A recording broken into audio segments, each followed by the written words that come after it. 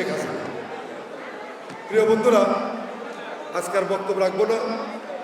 আমি শারীরিকভাবে অনেক অসুস্থ,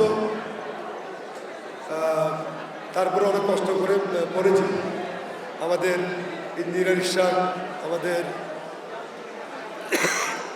কাজী মাসাদ ভাই বলবেন, আর ইঞ্জিনিয়ার ইশাক প্রত্যেকটি পয়েন্ট আপনাদেরকে সুন্দর করে বিশ্লেষণ করে আপনাদেরকে বুঝিয়ে দিবেন। আমরা চাই আপনাদের নেতৃত্বে এই 31 দফা ঢাকা শহরের মহানগরীর প্রত্যেকটি বাসায় বাসায় এই 31 দফার সুফল, 31 দফা আমরা মানুষের মাঝে আমরা পৌঁছে দিই।